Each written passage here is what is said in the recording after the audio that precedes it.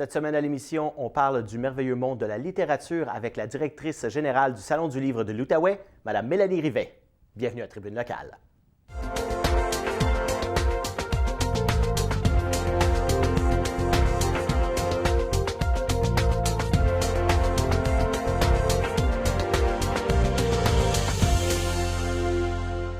Mélanie Rivet, bonjour et bienvenue. Merci d'avoir accepté l'invitation. On sait que c'est un horaire quand même assez chargé que vous avez. Le Salon du livre s'en revient prochainement. Et puis, on va commencer justement en parlant de vous, pour ceux qui ne vous connaîtraient pas. Votre passion pour la littérature, ça remonte quand même assez loin. Je lisais que vous avez été passionné par la littérature dans un très bas âge. Et puis, vous avez commencé en faisant de la lecture des livres de votre mère et de votre grand-mère. À quel point les parents et les grands-parents peuvent avoir une influence sur la passion de la lecture chez les enfants? Ah, une immense influence, je pense. Autant dans les livres qu'ils leur offrent, puis le temps qu'ils prennent à lire avec eux. C'est super important. D'ailleurs, tout dernièrement, au Salon du livre, je fais une petite parenthèse, s'est mis à parrainer l'organisme Lire et faire lire. Ce sont des aînés, des grands-parents qui vont dans les écoles lire avec les enfants. Et ça laisse des marques positives. Donc, cette présence-là des livres chez moi, la présence des livres d'adultes, mais aussi des livres d'enfants, c'est sûr que ça va influencer. Il y a énormément de jeunes qui viennent au salon et après, ils reviennent comme adultes puis ils témoignent de leur passage au salon, de leur découverte. Ça commence tout petit. Et puis, ça a continué. On a eu des professeurs aussi, dans votre cas, qui ont été très influents. Et puis, comment évaluez-vous le rapport dans ce que vous êtes aujourd'hui? Le rapport des professeurs, l'influence des professeurs, ça a été primordial, en fait. Ce sont des enseignants, entre autres, qui m'ont aidé à découvrir ma créativité. Ça peut se passer à travers la lecture, mais aussi la création. J'ai commencé à faire des sketchs de théâtre au primaire, puis après ça, au secondaire, j'ai fait l'art dramatique. Et il y a eu vraiment des accompagnateurs, accompagnatrices, des filles. Dans ça, je pense à Marianne Grignon en théâtre, je pense à Lucette Legroux au primaire.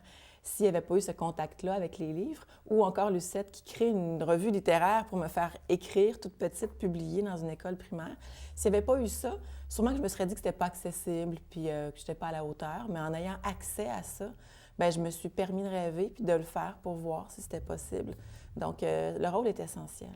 Et par rapport à ce que c'était à l'époque et aujourd'hui, est-ce que vous trouvez que l'accessibilité a quand même été démocratisée un peu? Tout le monde peut écrire aujourd'hui?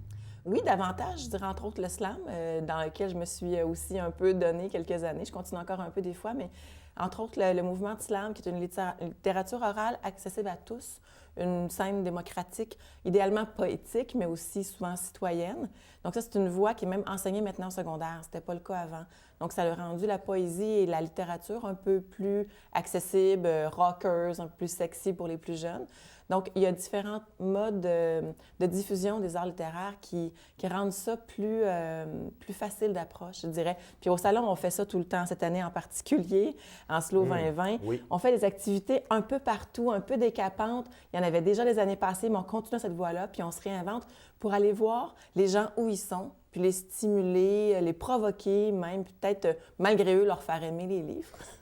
Ensuite de ça, vous êtes dirigé avec des études en théâtre, vous avez enseigné l'art dramatique aussi.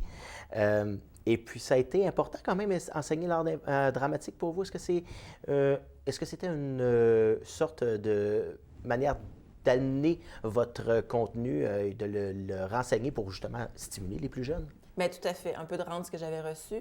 Aussi de vivre, dans le fond, de la transmission. Moi, ce que j'aime beaucoup, c'est de transmettre, créer des ponts, créer des partenariats. Et en enseignant, j'ai autant appris que j'ai pu présenter aux jeunes les choses. Et c'était une façon de monter plusieurs shows par année, parce que moi, j'adore monter des spectacles, monter des événements. Et donc, j'ai parfois adapté des pièces, parfois écrit pour les jeunes, parfois pris des pièces de répertoire où je les laissais créer, mais je devais monter les spectacles avec chacun des groupes pendant plusieurs années, ce qui m'a permis de pratiquer mon art en leur laissant toute la place. Moi, j'aime beaucoup préparer l'environnement propice pour la création, bien que j'écrive aussi énormément, mais j'aime préparer l'environnement pour donner de l'espace aux autres, aux jeunes talents ou aux moins jeunes talents, là, mais de créer la synergie, le travail d'équipe là-dedans. Et ça a été extrêmement nourrissant pour moi. Puis ça m'a formée, je pense, comme gestionnaire d'événements, ça m'a formée comme individu, comme être humain aussi, à m'ouvrir à différentes perspectives que je n'avais pas avant. Est-ce que le fait d'être artiste peut aider aussi à la gestionnaire d'événements? Des fois oui, des fois non. C'est-à-dire que je comprends l'envers de la médaille, je comprends la position des auteurs, je comprends l'enjeu des cachets qui sont super importants. Mais en même temps, je dois gérer le budget. Donc, je dois gérer les attentes du conseil d'administration, qui est extraordinaire, mais qui a quand même des règles de gouvernance, c'est normal. Je dois gérer les cordons de la bourse, parce qu'à la fin, c'est moi qui fais le rapport financier. Donc, je suis capable de mettre dans la peau de l'autre, mais en même temps, je dois des fois me retirer de l'artiste pour pouvoir penser davantage en gestionnaire. Mais je pense que c'est un plus. On le verra, dans le fond, dans quelques années. Là, je commence la première année de direction, mais d'après moi, ça m'aide à comprendre les enjeux. Puis surtout qu'on fait beaucoup d'événements au Salon du livre de l'Outaouais. Ça, je l'ai dans le corps. Je l'ai vécu beaucoup, gérer des événements, des performances, spectacles. Donc ça, je pense que ça aide énormément à ce que ça soit fluide aussi. Et puis, vous avez refusé quand même un poste avant de vous joindre au Salon du livre. Vous avez refusé un poste de gestionnaire, justement, vous en parlez. Comment on prend cette décision-là? J'imagine que le budget salarial est un peu plus élevé en poste de gestionnaire. Bien, c'était dans un contexte de traduction d'un organisme qui, effectivement, qui avait beaucoup plus, je dirais, d'argent pour les employés. Tout ça, c'est une autre structure lucrative. Mais c'était facile, la décision, parce que je me serais jamais imaginé diriger un salon un jour, ou même être à la direction adjointe, ce que j'ai été la première année.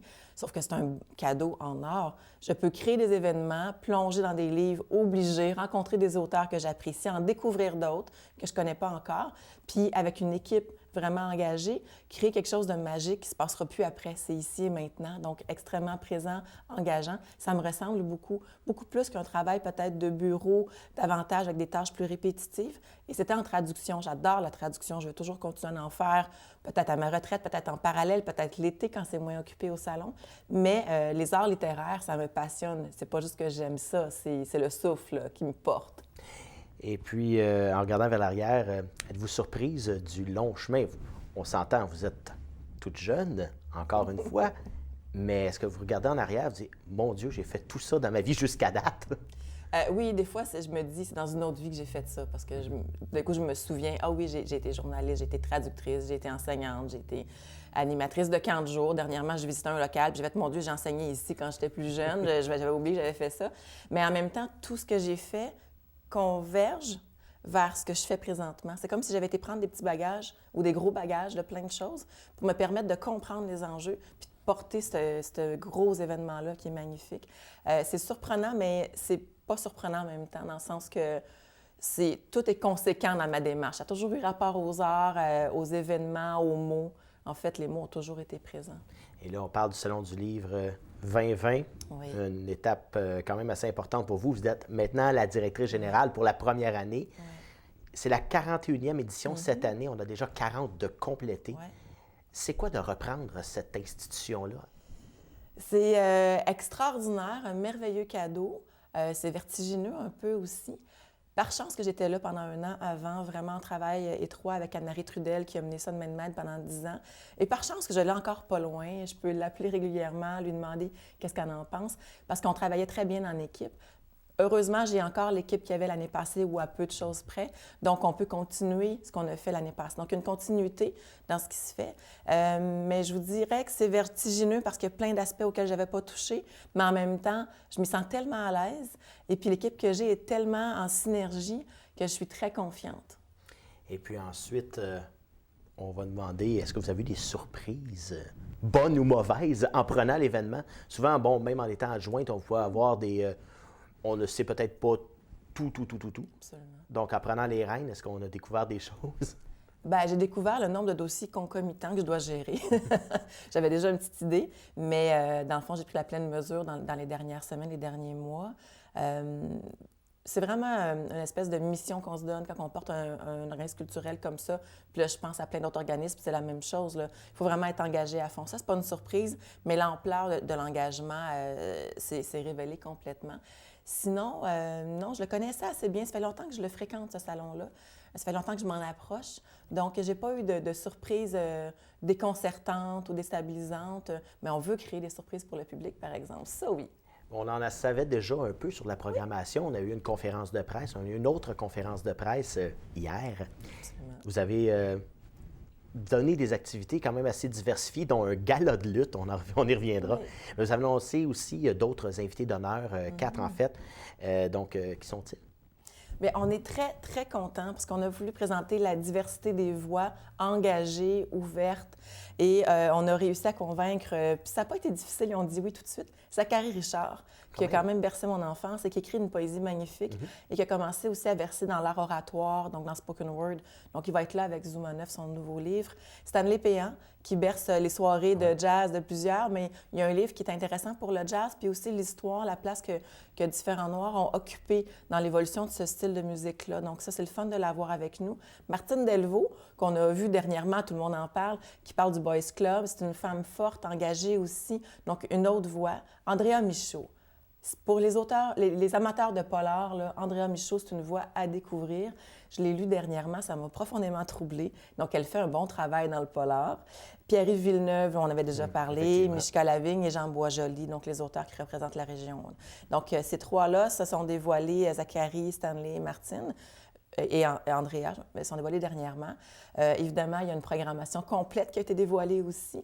Donc, il y a des auteurs que les gens attendent. Je pense aux ados qui adorent retrouver Alex A, la Jean-Jean. Donc, l'auteur de la Jean-Jean, Alex A, c'est vraiment une grande vedette pour eux. Il y a Daniel Coutu, le magicien, qui revient faire un tour. Claudia Larochelle, qui a un super livre pour les tout-petits. Mélo, qui va être là aussi.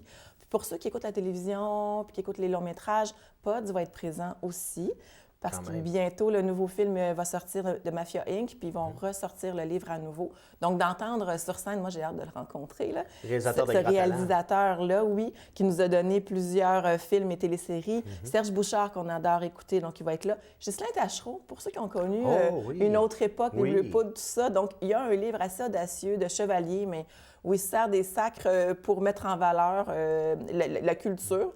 Gabriel Lano-Dubois, qui a fait parler beaucoup de lui, Nicole Bordelot, Patrick Sénécal, que les gens attendent toujours, qui ont hâte de retrouver, Rosalie Lessard. Donc, il y en a plusieurs. Et on a vraiment un gros coup de cœur pour notre partenaire, Bibliothèque Archives Canada, qui nous permet d'exposer les archives, les tapuscrits manuscrits de Régent Ducharme. Donc, tout le fonds d'archives a été déposé à Bibliothèque et Archives. Et ce grand auteur, dramaturge aussi québécois, va être présent sous forme de manuscrits annotés. Donc, il faisait des dessins dans ses carnets d'écriture. Donc, pour voir, qu'on connaisse ou pas Ducharme, pour voir qu'est-ce qui s'est passé dans le processus d'écriture de La Vallée des Avalées, de L'Hiver de Force, donc des manuscrits comme ça. Peut-être que pour les plus littéraires, ou les gens de théâtre, ça va être une belle curiosité. Puis on aura aussi une traductrice et une auteure qui ont travaillé sur l'œuvre de Ducharme, donc qui vont être présentes au salon. Mais il y en aurait beaucoup, beaucoup, beaucoup d'autres à dire maintenant, là. Vous avez combien de kiosques au Salon du Livre? Il y a 218 stands cette année, énormément, donc plus de 300 maisons d'édition, il y a 500 auteurs présents. Les ados vont vouloir aller voir Emmanuel Lauzon, les adultes curieux vont peut-être vouloir aller voir l'Espace de Premières Nations aussi, parce que pour une deuxième année, on a ça. Il y a plusieurs auteurs qui vont se tenir là, mais on a énormément d'activités aussi hors les murs. Donc, ceux qui veulent venir écrire à la taverne avec Hector Ruiz et Dominique Marcil seront invités dans un parcours littéraire. Il y a le Musée canadien de l'histoire qui s'est joint à nous aussi cette année pour nous présenter un parcours culturel et littéraire du musée au salon. Donc, on a plein de surprises qu'on mijote comme ça pour faire vivre un grand moment aux visiteurs. Eh bien, on va continuer cet entretien avec Mélanie Rivet, directrice générale du Salon du Livre de l'Outaouais, tout de suite après la pause. Je m'appelle Jasmine, j'ai une amputation à la jambe gauche et j'adore faire la planche à neige. J'ai un grizzly sur ma prothèse parce que quand j'ai vu le dessin, j'ai comme vraiment fait « Wow, il me le faut sur ma prothèse ». Quand les gens me demandent c'est quoi qui est arrivé à ta jambe, ben, je leur dis que je suis née comme ça. Puis je leur dis que c'est pas ce qui m'empêche de faire le sport que j'aime. C'est vraiment grâce aux amputés de guerre si je peux faire de la planche à neige. Donc, ce que j'aimerais dire, c'est un gros merci.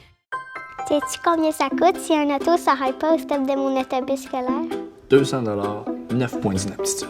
C'est ça. Est-ce que tu sais combien de bonbons je peux acheter avec ça? 1 million environ. Est-ce que tu sais qu'est-ce qui arrive si on conduit dangereusement en zone scolaire? On risque de blesser un enfant, puis on peut perdre jusqu'à 36 points d'inaptitude. Ça, c'est beaucoup de points. C'est important d'être très, très, très prudent. De retour à Tribune locale avec Mélanie Rivet. On a parlé tout avant la pause des invités d'honneur. Comment on les détermine? Qui on va aller chercher? Est-ce qu'il y a ligne directrice dans ce qu'on va aller chercher comme représentant d'honneur? Absolument. Bien, il y a un comité de programmation qui est constitué au CA, donc les gens viennent proposer. On fait un appel à tous les éditeurs du Québec pour qu'ils proposent des noms et des justifications pourquoi, mais on a aussi notre propre choix à faire. Par exemple, pour la présidence, on demande des idées aux éditeurs puis au comité de programmation, mais on voulait cette année une jeune perle féminine. C'était vraiment le mot qu'on s'était donné, le mot d'ordre qu'on s'était donné, parce que l'année passée, on a eu Stéphane Psenac, qui est extraordinaire comme président, un auteur qui habite dans la région.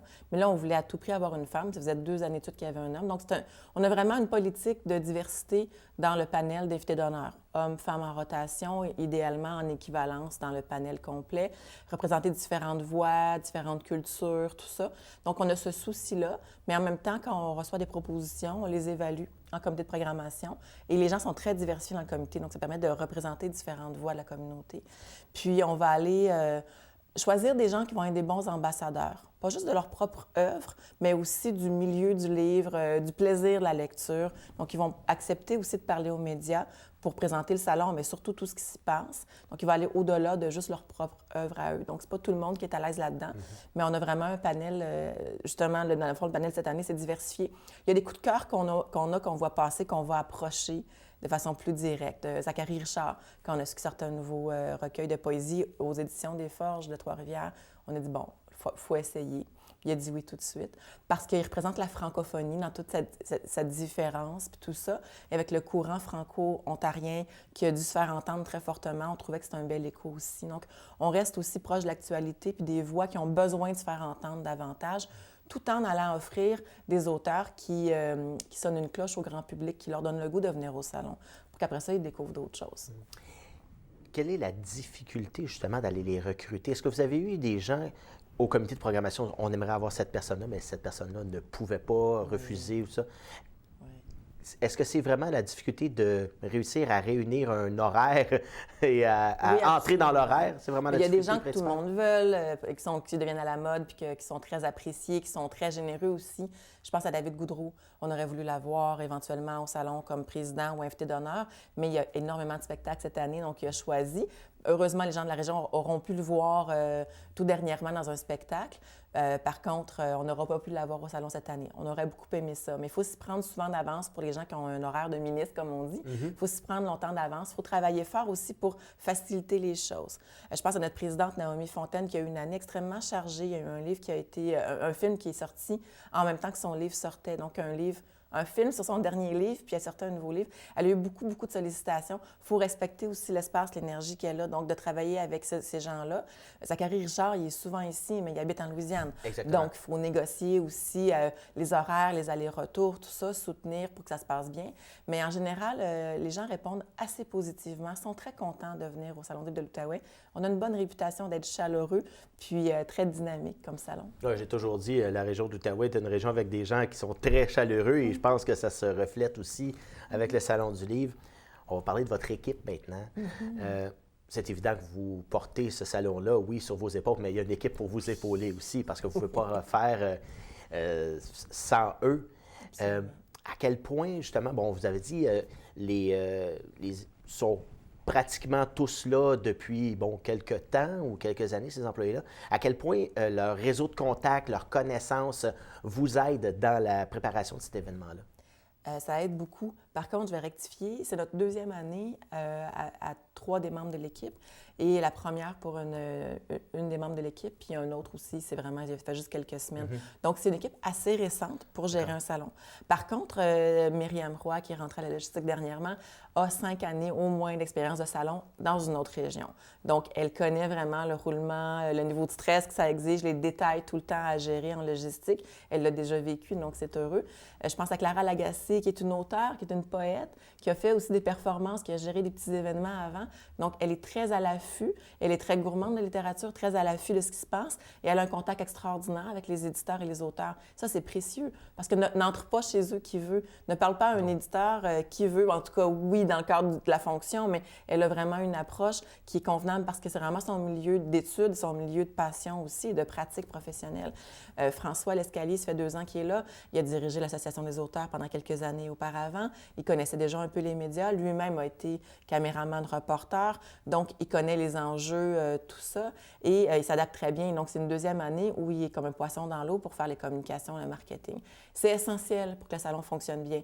Quand on m'a proposé le poste à direction générale, parce que j'avais cette petite équipe-là autour de moi, j'ai dit oui. Puis parce qu'on travaille avec des fournisseurs puis des partenaires, je pense au Théâtre français du Centre national des arts, je pense à notre fournisseur de stand, je pense au Palais des congrès avec qui on travaille depuis longtemps, je pense à l'équipe d'aménagement. Il y a plein de gens qui sont déjà là, qui ont une expérience de 5, 10, 15, 20, 30 ans de salon. Sachant que j'embarquais avec eux, j'ai dit oui. Si c'était pas ça, je ne sais pas si j'aurais accepté le travail. Donc, vous vous sentez bien en confiance Oui. et s'entourer, j'imagine que ça doit être la chose la plus primordiale, bien s'entourer de bonnes personnes. De bonnes personnes. Puis heureusement, le CA qui m'a embauché, c'est un CA extraordinaire, très engagé, où il y a des comités qui sont très fonctionnels. Donc, ça aide à ce que l'organisme continue à se déployer puis commence à rêver à une programmation annuelle pour conserver ces employés-là puis avoir un emploi tout le temps à leur donner, pas juste quelques mois par année, mais vraiment complètement à l'année. Puis de répondre à une demande qu'il y a dans le milieu ici. Mais le CA est audacieux et en même temps très structuré, très rigoureux quand il évalue les propositions. Donc, on est en de bonnes mains, là. Vous l'avez dit un peu plus tôt, vous avez des activités qui sont quand même assez rock, si on peut le dire ainsi. On a eu à la première conférence de presse une intervention un peu musclée, c'est le cas de le dire, de la part de lutteurs. Il va y avoir un gala de lutte dans le cadre du Salon du Livre. Oui. Quelle idée, hein? Quelle idée! D'où ça vient? D'où on prend cette idée-là? Bien, quand je faisais de la mise en scène, on me disait, quand j'étudiais, on me disait, fais attention au flash de mise en scène, parce que ça peut être un bon flash sur le coup, mais un coup, le show monté, c'était pas une bonne idée. Ça aurait pu être ça. Sauf que je pense pas que ça va être ça, sérieusement. Parce que je prenais une bière un été dans le centre-ville de Hull, il y a eu un match, je l'ai vu, j'ai fait « Wow, je veux ça au salon ». Mais c'est pas logique, donc je me parlais. Non, effectivement. Après, ma collègue, qui était complètement dans une autre région, elle a vu, elle aussi, un match. Elle a dit « Wow, il faudrait ça au salon, mais c'est pas logique ». Et on s'est rendu ensemble une présentation de différents livres de saison. Et il y avait le livre « La lutte » de Mathieu Poulain. On s'est dit « Bien là, ça prend de la lutte au salon. On a ce qu'il faut dans la région. On a Lutte 07. On a un livre qui sort bientôt d'un auteur qui est super willing, qui a fait plein d'entrevues, le fun, qui fait un podcast. Essayons-le. On va inviter des auteurs à faire des extraits littéraires puis des performances théâtrales à travers ça. S'ils disent oui, on y va. » Et tous les auteurs qu'on a approchés ont fait « Oui, j'y suis ». Vraiment, ils étaient super contents. Donc, on va avoir des auteurs vraiment dynamiques, le fun, mais très, très différents qu'on ne verrait pas là, dans un match de lutte, là. Donc, on va avoir des surprises qu'on n'a pas dévoilées, mais on a aussi, entre autres, Baron Marc-André Lévesque, Alexandre Deschaines, faut pas que je me trompe, Chloé la Duchesse. Donc, on a au moins ces auteurs-là qui sont dévoilés. Quelques autres aussi, des grands noms dont j'ai parlé tantôt, qui vont se joindre au match de lutte. Ça va être surprenant, étonnant. Ça permet d'amener le monde qui aime la lutte à découvrir les arts littéraires, les livres, et ceux qui aiment la littérature à découvrir que finalement, la lutte, c'est le fun à regarder en famille. Bien, si on se fie à ce qu'on voit de la lutte professionnelle, il y a beaucoup de théâtre là-dedans. C'est que du théâtre. Faudrait pas le dire. Faudrait pas le dire. On n'embarquera pas sur ce sujet-là. On va parler maintenant du milieu du livre en général. On a vu la conversion vraiment au numérique du niveau de la musique. Et ça a eu quand même un effet assez dévastateur au niveau des ventes d'albums. Par contre, le milieu du livre n'a pas tellement souffert. Le livre papier se vend encore. Et le livre numérique a son propre créneau de gens. Pourquoi ça ne s'est pas manifesté au même titre que la musique? Pourquoi? Je ne le sais pas. Peut-être parce que l'option, dans le fond, qui est en train de prendre la place dans le fond, de l'élément musical numérique, c'est peut-être le livre audio qui commence à rentrer. On verra dans quelques années quelle place le livre audio va avoir pris parce qu'il y a plusieurs organismes qui font des livres audio pour l'accessibilité, mais aussi les gens qui prennent la route longtemps. On ne peut pas lire en voiture normalement. C'est préférable que non. On peut lire en voiture si on met un livre audio, si on met un balado, tout ça. Donc, on verra dans quelques années. Pour l'instant, le livre numérique a pris sa place. Ceux qui sont très techno ou qui aiment mieux apporter 25 clés dans leur valise, mais dans un seul outil qui est un iPad ou une liseuse, c'est parfait pour eux. Les autres aiment encore le contact papier, comme ils aiment rencontrer les auteurs en personne. Ils aiment vraiment le geste du livre. Puis, ça l'a peut-être juste aidé à ceux qui les aiment moins, pour des contraintes pratiques. Peut-être de manipuler un livre, c'est difficile pour certaines personnes, mais le iPad permet ça, ou en tout cas, les plateformes des liseuses permettent ça. mais ça n'a pas pris la place. Ce qui a beaucoup changé, c'est la diffusion, c'est sur les communications, puis sur les modes de dynamisation de l'intérêt. Donc, il y a tout d'un coup plein de balados littéraires qui ont été mis en place, pardon. Je pense entre autres à notre balado cabaret de variété littéraire, qui sont des cabarets qu'on fait devant le public, mais qu'on capte en balado avec Transistor Média, qui sont diffusés en segments par auteur.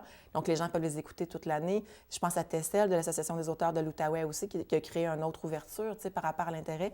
Donc, il y a eu vraiment la multiplication des canaux de diffusion de ce qu'on faisait de bon en littérature. C'est plus là que ça s'est passé. Puis des plateformes web. Nous, on a un carnet pour les visiteurs, les visiteuses qui peuvent se préparer pour venir au salon. Donc, c'est plus dans les outils qu'il a fallu travailler pour se moderniser, puis on n'a pas fini, on a encore du travail à faire. Non, effectivement. Et on parlait, il y a quelques années, on parlait encore de se publier à compte d'auteur. C'était un peu plus compliqué à l'époque, que c'était seulement du papier. Maintenant, on peut y aller vers le numérique, mais si on peut aller vers le numérique à compte d'auteur et récolter le profit de la vente sans passer par des maisons d'édition, donc, à quoi sert la maison d'édition aujourd'hui en 2020? J'étais éditrice jusqu'à il n'y a pas longtemps. Je vais quand même dire ça pour expliquer ma réaction. Ça sert à rendre le produit meilleur et à le faire entrer dans le milieu professionnel de la chaîne du livre et à le faire mieux diffuser, mieux vendre aux différents publics ciblés. Donc, ça facilite les choses et ça le rend, d'après moi, plus rigoureux comme processus créatif. C'est mon opinion très personnelle, par contre. Mais qu'est-ce que ça peut justement faire de plus? On parlait de le rendre meilleur parce qu'il y a des gens qui vont le réviser. Tout à fait. Il y a toute une équipe éditoriale qui ont révisé la langue, oui, mais aussi la structure narrative. Moi, j'ai eu le bonheur d'avoir des réviseurs très serrés dans mes livres et ça m'a permis de rendre l'œuvre meilleure. Aujourd'hui, je ne changerais pas une ligne de mon livre. Si on fait un projet créatif, ça m'est arrivé souvent de faire des projets créatifs que je n'ai pas publiés, mais j'ai fait en performance, tout ça. J'y retourne après, je n'ai pas eu d'autre regard. Il manque de finition, il manque d'objectivité. Le temps peut faire la chose. Il y a des gens qui arrivent à très bien publier des livres par eux-mêmes, qui sont très de bonne qualité.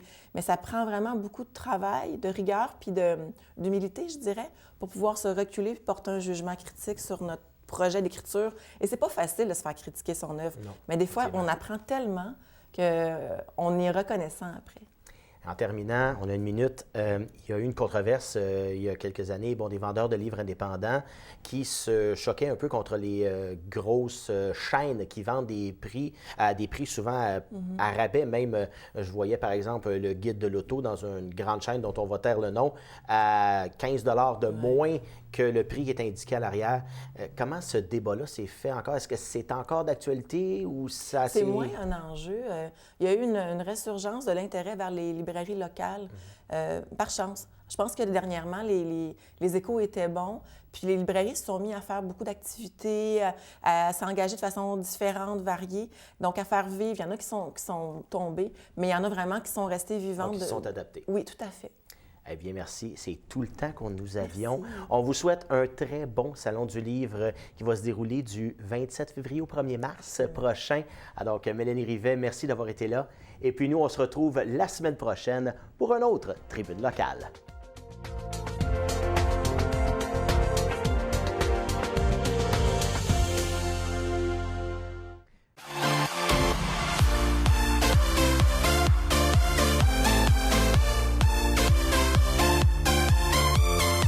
TVC Basse-Lièvre, la télé qui nous rassemble.